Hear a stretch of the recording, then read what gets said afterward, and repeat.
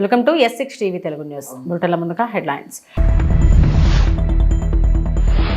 అమరావతిలో వెంకటేశ్వర స్వామి ఆలయ విస్తరణకు శంకుస్థాపన చేసిన సీఎం చంద్రబాబు.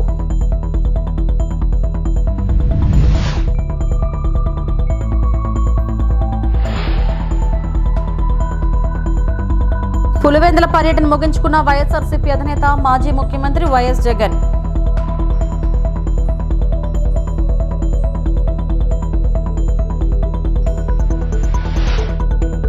కల్తీ నెయ్యి కేసుపై వైవి సుబ్బారెడ్డి వివరణ.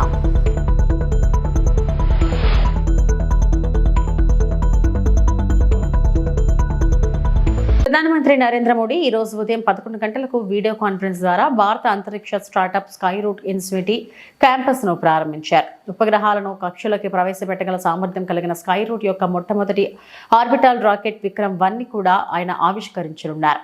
ఈ అత్యాధునిక సౌకర్యం ప్రతి నెల ఒక ఆర్బిటాల్ రాకెట్ ను నిర్మించగల సామర్థ్యంతో బహుళ ప్రయోగ వాహనాలను రూపొందించడం, అభివృద్ధి చేయడం, సమగ్రపరచడం మరియు పరిరక్షించడం కోసం దాదాపు 2 లక్షల చదరపు అడుగుల వర్క్ స్పేస్ ను కలిగి ఉంటుంది. స్కై రూట్ అనేది భారతదేశంలోని ప్రముఖ ప్రైవేట్ అంతరిక్ష సంస్థ. దీనిని పవన్ చంద్ర మరియు భారత్ ఢాకా స్థాపించారు. ఇద్దరు ఇండియన్ ఇన్స్టిట్యూట్స్ ఆఫ్ టెక్నాలజీ పూర్వ విద్యార్థులు మరియు ఇస్రో మాజీ శాస్త్రవేత్తలు వ్యవస్థాపకులుగా మారారు. నవంబర్ 2022లో స్కై రూట్ తన sub orbital rocket Vikram S ను ప్రయోగించింది. అంతరిక్షంలోకి రాకెట్ ను ప్రయోగించిన మొదటి భారతీయ ప్రైవేట్ కంపెనీగా అవతరించింది. ప్రైవేట్ అంతరిక్ష సంస్థల వేగవంతమైన పెరుగుదల గత కొన్ని సంవత్సరాలుగా ప్రభుత్వం చేపట్టిన పరివర్తనాత్మక సంస్కరణల విజయానికి నిదర్శనం. ఇది నమ్మకంగా మరియు సామర్థ్యం గల ప్రపంచ అంతరిక్ష శక్తిగా భారతదేశం యొక్క నాయకత్వాన్ని బలోపేతం చేస్తుంది. स्पेस सेक्टर में एक अभूतपूर्व अवसर का साक्षी बन रहा है. आज भारत के स्पेस इकोसिस्टम में प्राइवेट सेक्टर बड़ी उड़ान भर रहा है. स्काई रूट का इन्फिनिटी कैंपस भारत की नई सोच, इनोवेशन और सबसे बड़ी बात यूथ पावर का प्रतिबिंब है. हमारी युवा शक्ति की इनोवेशन, रिस्क टेकिंग एबिलिटी और एंटरप्रेन्योरशिप आज नई बुलंदी छू रही है. और आज ये कार्यक्रम इस बात का प्रतिबिंब है कि आने वाले समय में Bharat global satellite launch ecosystem में एक लीडर बनकर उभरेगा. मैं पवन कुमार चंद्रा और नागा भर ढाका को बहुत बहुत शुभकामनाएं देता हूं. దేవతల రాజధాని ఎలా ఉంటుందో అదే నమూనాతో ఏపీ రాజధాని అమరావతి ఉంటుందని సీఎం చంద్రబాబు అన్నారు. రాజధాని కోసం రైతులు 33,000 ఎకరాలు స్వచ్ఛందంగా ఇచ్చారని, పవిత్ర కార్యక్రమానికి రైతులు సహకరించారని అభినందించారు. అమరావతిలోని వెంకటపాలెంలో వెంకటేశ్వర స్వామి ఆలయ విస్తరణకు సీఎం చంద్రబాబు గురువారం భూమి పూజ చేశారు. 260 కోట్లతో 2 దశల్లో పనులు చేపట్టనున్నారు. ఆలయ ప్రకారం మహారాజా గోపురం, ఆంజనేయ స్వామి ఆలయాలు నిర్మించనున్నారు. మాడ వీధులు, అన్నదాన కాంప్లెక్స్ నిర్మాణాలకు సీఎం శంకుస్థాపన చేశారు. ఈ రోజు మనందరం ఒకసారి ఆలోచిస్తే ఒక పవిత్రమైన దేవాలయం వెంకటేశ్వర స్వామి దేవాలయాన్ని మనం ఇక్కడ నిర్మాణం చేసుకోవాలని ఒక సంకల్పాన్ని చేశాం. కలియుగ దైవం అమరావతి, దేవతల రాజధాని అమరావతి అయితే మన రాజధాని అమరావతి. అంటే ఈ రెండు కూడా ఏ విధంగా సింక్రనైజ్ అయ్యాయని ఆలోచిస్తే, ఇంకొక పక్కన మన రాష్ట్రంలో కలియుగ దేవుడు వెంకటేశ్వర స్వామి ఇక్కడ ఈ యుగంలో అవతరించారు. ఇది ఒక ఆలోచన.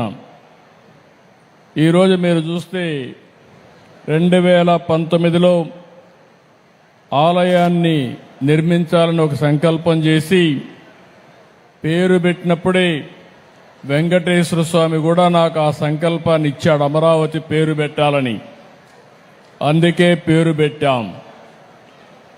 అదే సమయంలో నేను ఒకటే ఆలోచించాను, ఈ సందర్భంగా ఒక్కసారి ఈ ప్రాంత రైతుల్ని పూర్తిగా మనస్ఫూర్తిగా మరొక్కసారి ఈ సన్నిధిలో వారందరికీ ధన్యవాదాలు, కృతజ్ఞతలు, అభినందనలు తెలియజేస్తున్నాను.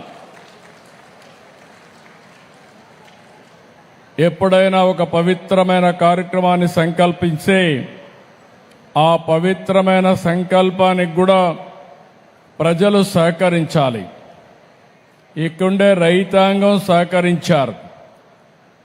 సహకరించి 29,000 మంది రైతులు 33,000 ఎకరాల భూమి స్వచ్ఛందంగా, మీరిప్పుడు డబ్బులు లేవు కాబట్టి ఒక కొత్త విధానం ల్యాండ్ పోలింగ్లో మేమిస్తామని చెప్పిన రైతాంగాన్ని మరొక్కసారి అభినందిస్తున్నా, ధన్యవాదాలు తెలియజేస్తున్నా. దానిపైనే ఆ సంకల్పం కూడా మీ అందరిలో వెంకటేశ్వర స్వామి కల్పించాడని నేను మనస్ఫూర్తిగా నమ్ముతున్నాను. 25 ఎకరాల భూమి, పవిత్రమైన ప్రదేశం, కృష్ణా నది ఒడ్డున వెంకటేశ్వర స్వామి దేవాలయం. ఇది ఒకసారి గుర్తు చేసుకుంటే అదే మనకు ఒక శక్తినిస్తుంది. అందుకే ఈ అమరావతిని కూడా ఒక్కసారి నేను గుర్తు చేస్తున్నాను. ఇది ఏమాత్రం మీకెవ్వరికి కూడా అనుమానం అవసరం లేదు. దేవతల రాజధాని అమరావతి ఏ విధంగా ఉంటుందో ఆ నమూనాగా మన అమరావతి ఉండాలని వెంకటేశ్వర స్వామి. వైఎస్ఆర్సీపీ అధినేత మాజీ ముఖ్యమంత్రి శ్రీ వైఎస్ జగన్ పులివెందుల పర్యటన ముగిసింది. 3 రోజుల పాటు సొంత నియోజకవర్గంలో ప్రజా దర్బార్ నిర్వహించడంతో పాటు పలు కార్యక్రమాల్లో పాల్గొన్నారు. 3 రోజుల పాటు వైఎస్ఆర్ జిల్లాతో పాటు ఇతర జిల్లాల నుంచి వచ్చిన పార్టీ నాయకులు, శ్రేణులను కలిశారు. కార్యకర్తలు, అభిమానులను కలవడంతో పాటు వాళ్ళ నుంచి విజ్ఞప్తులను స్వీకరించారు. అందరూ ధైర్యంగా ముందుకెళ్లాలని సూచించారు. పార్టీ నాయకులు, కేడర్ ఎవరూ అధైర్యపడవద్దని, రాబోయే రోజులు మనమేనని అందరూ ఉత్సాహంగా పనిచేయాలని సూచించారు. ఈ 3 రోజులు పులివెందుల నియోజకవర్గంలో ఎక్కడికి వెళ్లినా పార్టీ కార్యకర్తలు, అభిమానులు ఘనంగా స్వాగతం పలికారు. వైఎస్ జగన్ ను కలిసేందుకు కార్యకర్తలు, ప్రజలు క్యాంప్ కార్యాలయానికి క్యూ కట్టారు. 3వ రోజు బయలుదేరే ముందు కూడా తన కోసం వచ్చిన ప్రతి ఒక్కరిని ఆప్యాయంగా పలకరించారు.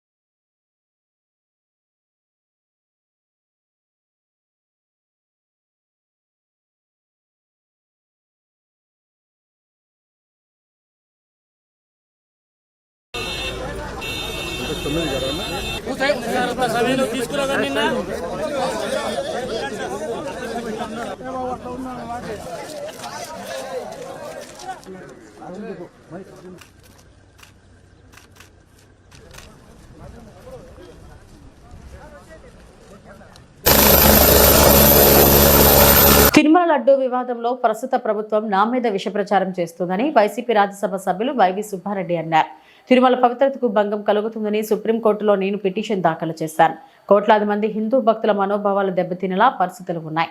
20 కోట్ల లడ్డూలు కల్తీ నెయ్యితో తయారయ్యాయన్న ఆరోపణల్లో వాస్తవం లేదని చెప్పుకొచ్చారు. అధిక ధరలతో నెయ్యిని కొనుగోలు చేశారన్న ఆరోపణలు నిజం కాదు. 2019, 2024 హయాంలోనే కల్తీ జరిగిందని దర్యాప్తు చేస్తున్నారు. అంతకుముందు కూడా కల్తీ జరిగిందా, దర్యాప్తు జరగాలని వైవి సుబ్బారెడ్డి డిమాండ్ చేశారు. Laboratory proof or official confirmation. The SIT inquiry ordered by the Honorable Supreme Court is still underway.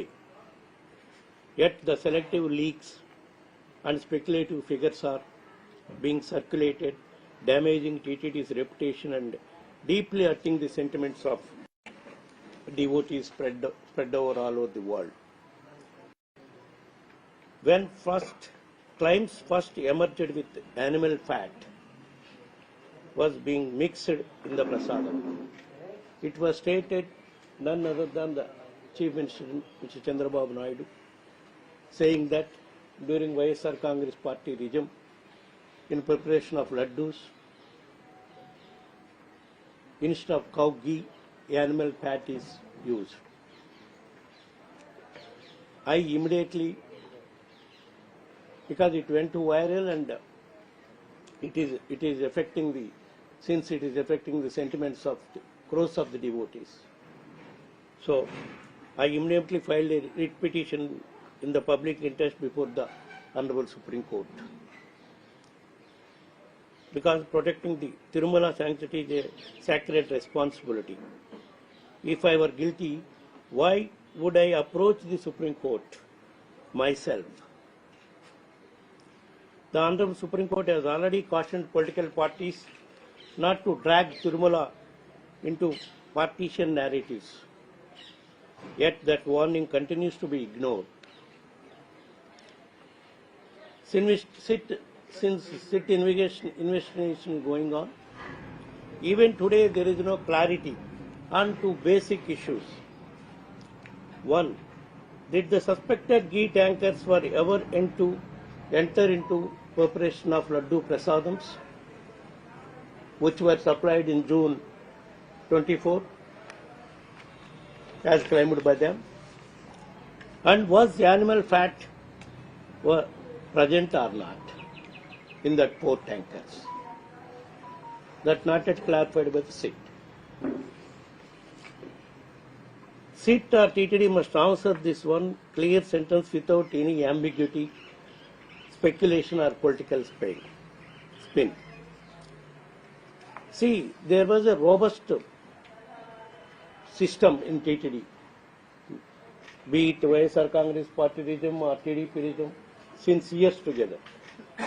The system is every ghee tanker enters prasadam preparation undergoes mandatory TTD lab. Tanuku Surya దేవాలయం నూతన పాలకవర్గం అత్యంత ప్రతిష్టాత్మకంగా పనిచేయాలని పశ్చిమ గోదావరి జిల్లా తణుకు శాసనసభ్యులు ఆరుమిల్లి రాధాకృష్ణ అన్నారు.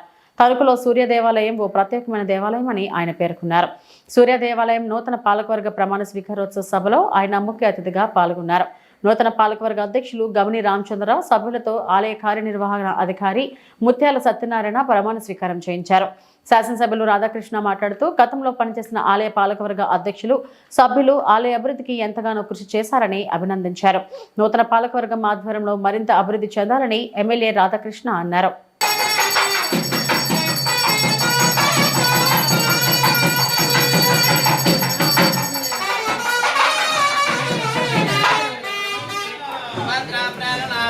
జగన్నాథాయ నమః ఆనంద గర్భోర దివ్య నీరాజనందన శ్రేయామి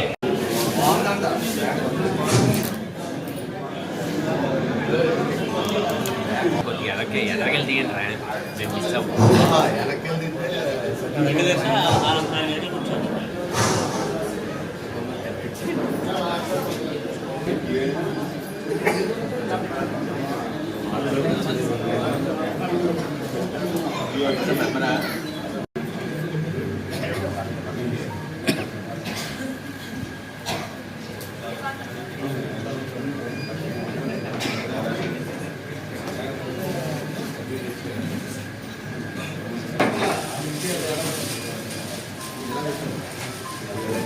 దండ తీసుకోండి.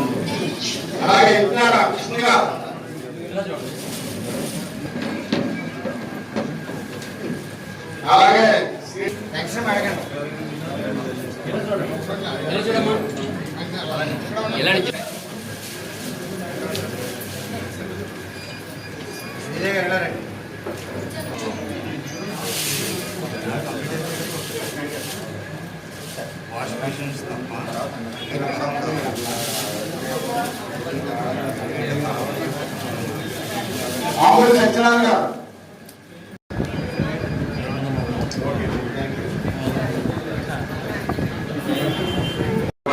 సూర్య దేవాలయం అనేది ప్రత్యేకంగా దేవాలయం. అప్పటి నుంచి కూడా ఎంతో మంది దాతలు, స్వచ్ఛంద సంస్థలు ఈ దేవాలయాన్ని అన్ని విధాలుగాను కూడా అభివృద్ధి చేస్తూ ఇటువంటి ప్రత్యేకమైనటువంటి కార్యక్రమాల్ని ఎప్పటికప్పుడు నిర్వహిస్తూ దీన్ని తణుకు పట్టణంలోనే కాకుండా తణుకు పరిసర ప్రాంతంలో ఉన్నటువంటి ప్రతి కుటుంబానికి కూడా ఒక ఆధ్యాత్మికమైనటువంటి అనుబంధాన్ని ఏర్పరచుకోవడం జరిగింది. అటువంటి విశిష్టమైనటువంటి దేవాలయానికి మనకి గత 10 సంవత్సరాలుగా రాము గారు అందించినటువంటి సేవల్ని ఆయన అన్ని కూడా తానే దగ్గర చూసుకుని మిగిలిన అనేక మంది దాతలు, అనేక మంది వాలంటీర్స్ సహకారంతో ఈ దేవాలయంలో ఏ కార్యక్రమం చేసినా దిగ్విజయంగా చేయడం జరిగింది. వారి టీం అంతా కూడా ఈ దేవాలయ అభివృద్ధి ముందుకు తీసుకెళ్లి మన తణుకు పట్టణ ప్రజలే కాకుండా తణుకు పరిసర ప్రాంతాల్లో కూడా ఈ దేవాలయం ఒక విశిష్టమైనటువంటి దేవాలయంగా మరింత ఉన్నతికి తీసుకెళ్లే విధంగా కృషి చేస్తారని నేను భావిస్తున్నాను. హావభావాలు, భాషా పటిమతో ఆయనను పోయి రావాలి హస్తినకు అని డ్రామా పద్యం చెప్పి పరకామణి కేసు నుంచి తప్పించుకోవడానికి భూమన కరుణాకర్ రెడ్డి తంటాలు పడుతున్నారని టీడీపీ పోలిట్ బ్యూరో సభ్యుడు వర్ల రామయ్య ధ్వజమెత్తారు. అతనేమంటారు, నాకు ఈ పరకామణి కేసుకు ఉన్న సంబంధం భూమికి నక్షత్ర మండలానికి ఉన్నంత వ్యత్యాసం, అంటే సంబంధమే లేదంటాడు. పాపం అయినను పోయి రావాలి హస్తినికి అంటాడు. నైలు నది గురించి మాట్లాడతాడు, నైలు నదిలో మొసళ్ళ గురించి మాట్లాడతారు. నైలు నదిలో మొసళ్ళ కంటే భూమన కరుణాకర్ రెడ్డి గారు మీ ఇంట్లోనే ఎక్కువ మొసళ్ళు ఉన్నాయి, మీ ఇంట్లోనే ఎక్కువ మొసళ్ళు ఉన్నాయి. మొసళ్ళు అంటే నేను అడుగుతాను, కొన్ని ప్రశ్నలు చెప్పండి. సిఐడి మిమ్మల్ని అడిగారో లేదో నాకు తెలీదు, సిఐడి ఏం దర్యాప్తు చేస్తుందో మాకైతే తెలీదు. నువ్వు వేరే ఊహించుకోవచ్చు. మా లోకేష్ బాబు గారిని, మా బిఆర్ నాయుడు గారిని, వర్లరామయ్యని, నన్ను, మా పట్టాభిని కలిపి ఏదో మాట్లాడావు. ఎన్ని మాట్లాడుకున్నా పర్లేదు, ఎందుకంటే నువ్వు కుర్తిలో పడ్డ ఎలకో కనుక అలాగే మాట్లాడతావు. పాపం నువ్వు శ్లేష్మంలో చిక్కుకున్న ఈగవు కనుక అలాగే మాట్లాడతావు. సాలెగూడలో చిక్కుకున్న పురుగు కనుక నువ్వు అలాగే మాట్లాడతావు. నేను ఒక్కటి అడుగుతానయ్యా, 14.5 crore ఖరీదైన ఆస్తులు ముద్దాయి దగ్గర నుంచి మీరు తీసుకున్నారు, దేవాలయానికి గిఫ్ట్గా డ్రామా ఆడి తీసుకున్నారు. వ్యవసాయ సంబంధిత పరిశ్రమలకు 24 పైసల వడ్డీకే 2 కోట్ల వరకు రుణాలు మంజూరు చేస్తామని ఎమ్మెల్యే సోమిరెడ్డి చంద్రమోహన్ రెడ్డి అన్నారు. నెల్లూరు జిల్లా పొదలకూరు మండలంలో పర్యటించిన ఎమ్మెల్యే సుమారు 5 కోట్ల రూపాయల అభివృద్ధి కార్యక్రమాలకు శంకుస్థాపన, ప్రారంభోత్సవాలు చేశారు. గ్రామంలో త్రాగునీటి సమస్యకు శాశ్వత పరిష్కారం చూపించామని ఎమ్మెల్యే చెప్పారు. వ్యవసాయ అనుబంధ పరిశ్రమలు పెట్టే పని అయితే 2 కోట్లు లోన్ ఇస్తాము. ఓన్లీ 3% వడ్డీ, అంటే 24 పైసలు వడ్డీతో పెట్టేవాళ్ళు పెట్టుకోవచ్చు అన్నాడు. చాలా ఎంకరేజింగ్ పాయింట్ అది. పావుల వడ్డీకి ఎవరిస్తారు? పావుల వడ్డీకి 2 కోట్లు. రైతులు ఎంతసేపు వ్యవసాయం అని కాకుండా ఇటువైపు కూడా చదువుకున్న పిల్లకాయలు medium and small and medium industrial unit పెట్టేదానికి ఆలోచన చేయాలి. అదొకటి. పొదలకూరుకి మర్రిపల్లికి వాటర్ సప్లై ప్రాబ్లం అయింది. అందుకని కండలేరు డ్యామ్ నుంచి డైరెక్ట్ పైప్ లైన్ 2,40,00,000 రూపాయలతో ఈరోజు ప్రారంభం చేశాం. రేపటి నుంచి వాటర్ సప్లై సమస్య లేకుండా దాన్ని కూడా ఇప్పుడు ప్రారంభించాము. వినాయకుడు, విలేజ్ లో వినాయకుడు, కేరింత చిత్రాలతో దర్శకుడుగా మంచి గుర్తింపు తెచ్చుకున్న సాయి కిరణ్ అడవి దర్శకత్వం వహిస్తున్న కొత్త చిత్రం 16 రోజుల పండుగ. సాయి కృష్ణ కథానాయకుడిగా పరిచయం అవుతున్న ఈ చిత్రంలో రేణు దేశాయ్, అనసూయ, వెన్నెల కిషోర్ కీలక పాత్రలు పోషిస్తున్నారు. ఈ చిత్రం హైదరాబాద్లోని అన్నపూర్ణ స్టూడియోలో పూజా కార్యక్రమాలతో లాంఛనంగా ప్రారంభమైంది. ప్రముఖ దర్శకుడు శేఖర్ కముల్లా ముఖ్య అతిథిగా హాజరై హీరో సాయికృష్ణ, హీరోయిన్ గోపికలపై క్లాప్ కొట్టారు. కోన వెంకట్, కేకే రాధామోహన్, టీజీ విశ్వప్రసాద్, సురేష్ బాబు హాజరై చిత్ర బృందానికి అభినందనలు తెలిపారు. మంచి కథలో నటించడం ఆనందంగా ఉందని రేణు దేశాయ్ తెలిపారు.